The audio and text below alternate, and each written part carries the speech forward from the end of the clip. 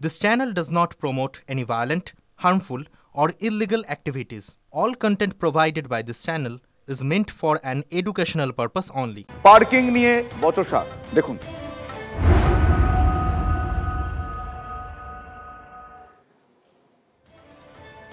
যেটা দিয়ে শুরু করলাম, পার্কিং নিয়ে বচসা, হুলস্থুল কাণ্ড, আইনজীবীর গলায় ধারালো অস্ত্রের কোপ, অবসরপ্রাপ্ত স্কুল শিক্ষক এ কাজ করলেন। দেখুন।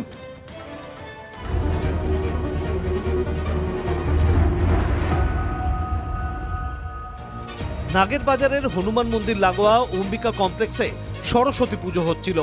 মণ্ডপের কাছে গাড়ি রাখেন অবসরপ্রাপ্ত শিক্ষক তপন সরকার। গাড়ি সরানোর জন্য তপন সরকারকে বলেন আবাসিকরা। বারবার তাকে গাড়ি অন্য জায়গায় রাখার জন্য বলা হয়। এ নিয়েই আইনজীবী দেবসুন্দর দরিপার সঙ্গে তপন সরকারের বচসা বাঁধে। বচসা থেকে হাতাহাতি। আচমকাই তপন সরকার আইনজীবীর গলায় ধারালো অস্ত্র দিয়ে কোপ মারেন বলে অভিযোগ।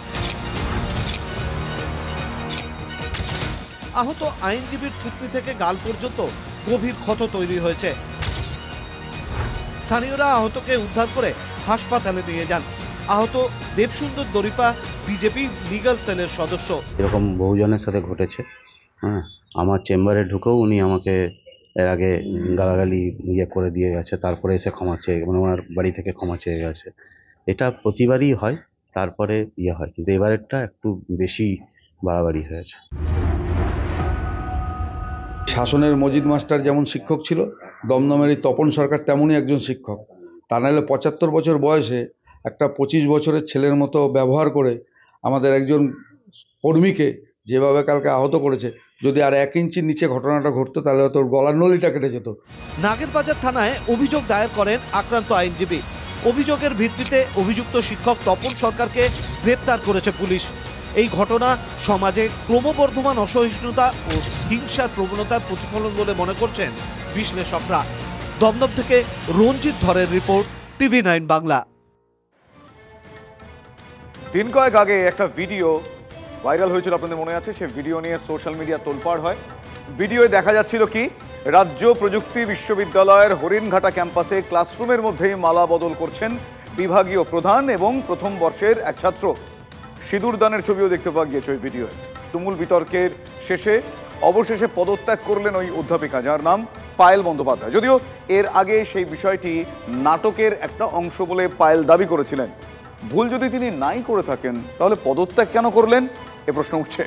গতকাল আপনাদের দেখিয়েছিলাম মালবাজারে কিভাবে দলছুট দাঁতালকে উত্ত্যক্ত করছিলেন স্থানীয় মানুষজন। আজ মাল মহকুমায় চিতাবাঘের ওপর নির্যাতন এলাকাবাসীর। দেখাবো সেই ছবি আপনাদের।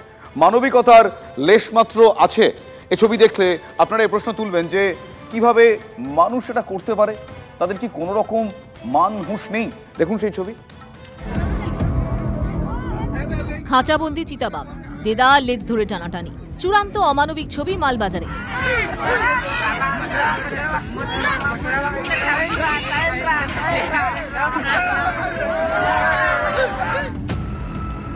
মাল মহকুমার নেপু চাপুর চা বাগান। বেশ কয়েকদিন ধরেই এখানে চিতাবাঘের আনাগোনা লক্ষ্য করছেন চা শ্রমিকরা। বাগে আনতে ছাগলের টোপ দিয়ে খাঁচা পাতে বন দপ্তর। মঙ্গলবার সকালে হঠাৎ সেখান থেকে গর্জন শুনতে পান শ্রমিকরা। গিয়ে দেখেন খাঁচায় ধরা পড়েছে একটি পূর্ণবয়স্ক চিতাবাঘ। খবর চাউল হতে আরও লোকজন জড়ো হন। তারপরে শুরু হয় অত্যাচার। চিতাবাঘটির লেজ ধরে টানাটানি শুরু হয়, ছিঁড়ে নেওয়া হয় লোক। সব দেখেও কেন চুপ বন দপ্তর? সোশ্যাল মিডিয়ায় ছবি ভাইরাল হতেই উঠেছে নিন্দার ঝড়। জানি না কবে মানুষ সচেতন হবে। এখানকার কিন্তু এই কিছু কারণে ফরেস্ট ডিপার্টমেন্ট সক্রিয়ভাবে তাদের ডিউটি এবং ঠিকমতো না করার কারণে এবং ওই এলাকার মানুষকে সচেতন করার আরও একটু দরকার। কিন্তু আমরা পরিবেশপ্রেমী হিসাবে প্রশাসনের কাছে আবেদন করব যে অবিলম্বে এই যারা এই কাজগুলো করছে তাদের কিন্তু ফরেস্ট আইন হিসেবে তাদের উপরে অ্যাকশন নেওয়া উচিত, নাহলে মানুষ সচেতন হবে না। সোমবারই আপনাদের দেখিয়েছিলাম কিভাবে উত্তরবঙ্গে দলছুট দাঁতালকে উত্ত্যক্ত করেছিলেন মালবাজারের ডামডিম এলাকার বাসিন্দারা। উস্কানির চোটে রেগে প্রথমে ওয়াচ টাওয়ারের ধাক্কাও মেরেছিল ওই হাতিটি, তারপরও হুঁশ ফেরেনি। জেসিবি দিয়ে হাতিটিকে তাড়া করা হয়। শেষে আর্থ মুভারে ধাক্কায় আহত হয় ওই হাতি।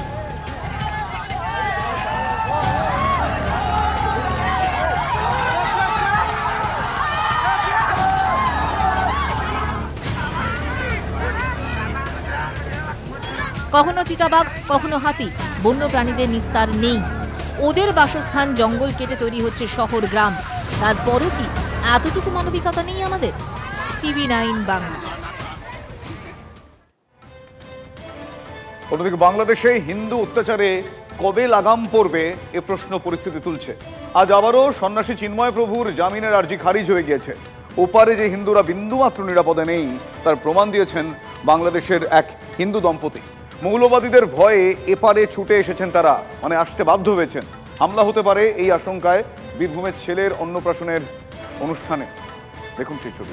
হিন্দুদের জন্য কি আতঙ্ক হয়ে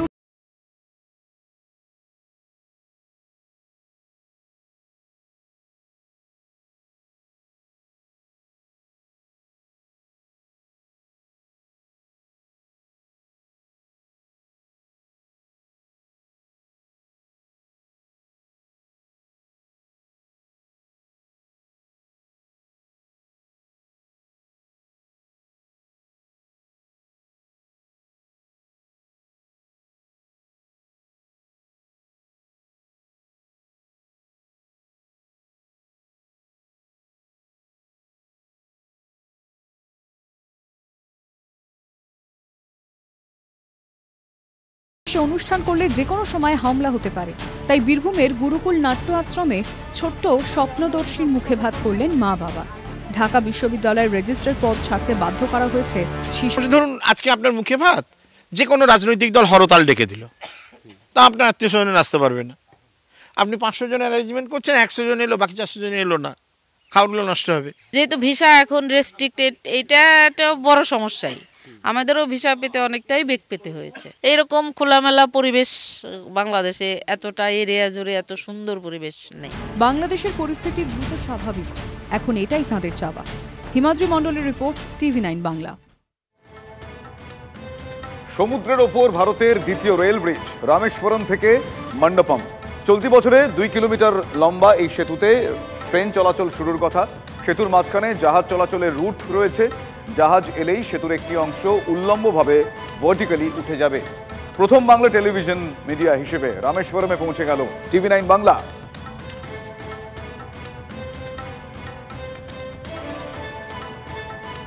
ভারতীয় রেলের ইতিহাসে অন্যতম মাইলস্টোন হচ্ছে এই পাম্বান রেল ব্রিজ। প্রায় 535 কোটি টাকা দিয়ে নতুন এই পাম্বান রেল ব্রিজ তৈরি করা হয়েছে। ভারতীয় ভূখণ্ডের সঙ্গে রামেশ্বরমকে যুক্তে এই পাম্বান রেল ব্রিজ অত্যন্ত গুরুত্বপূর্ণ হিসেবে কাজ করবে। ভারতের শেষ ভূখণ্ডে যাওয়ার জন্য মানুষকে আগে সড়ক পথে গাড়ি নিয়ে যেতে হতো, তাও 3 থেকে 3.5 ঘন্টা সময় লেগে যেত।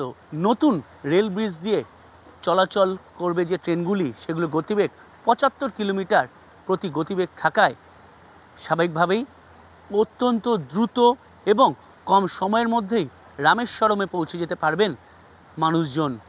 পর্যটনের নয়া দিশা খুলে দিচ্ছে, এমনকি মানুষের যাতায়াতের ক্ষেত্রেও অনেকটাই সুবিধা করবে এই নয়া পাম্বান রেল ব্রিজ।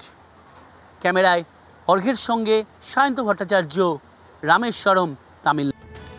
মার্কিন মুলুকে অবৈধভাবে থাকা ভারতীয়দের ফেরত পাঠানোর দিনই অসমে ডিটেনশন ক্যাম্পের বিদেশি নাগরিকদের অবিলম্বে ফেরত পাঠাতে বলল সুপ্রিম কোর্ট। বিদেশি নাগরিক চিহ্নিত হওয়ার পরেও কেন দিনের পর দিন তাদের ডিটেনশন ক্যাম্পে রেখে দেওয়া হচ্ছে, এ নিয়ে রীতিমতো সুপ্রিম কোর্টের ভর্ৎসনার মুখে পড়তে হয় অসম সরকারকে। সুপ্রিম কোর্ট জানিয়েছে, বিদেশি নাগরিক চিহ্নিত করার পরবর্তী পদক্ষেপও সরকারকেই নিতে হবে। সংবিধানের 21 ধারা অনুযায়ী অনির্দিষ্টকালের জন্য ডিটেনশন ক্যাম্পে আটকে রাখার কোনো অধিকার নেই। সঠিক ঠিকানা জানা নেই বলে ক্যাম্পে আটকানোদের ফেরত পাঠানো যাচ্ছে না বলে আদালতকে জানিয়েছিল অসম সরকার।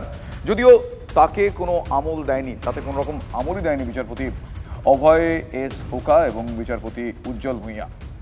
2 সপ্তাহের মধ্যে ডিটেনশন ক্যাম্পের বাসিন্দাদের ফেরত পাঠানোর কাজ শুরুর নির্দেশ দেয় আদালত। আর এ নিয়ে অসম সরকারকে হলফনামা দাখিল করানো নির্দেশ দেওয়া হয়েছে।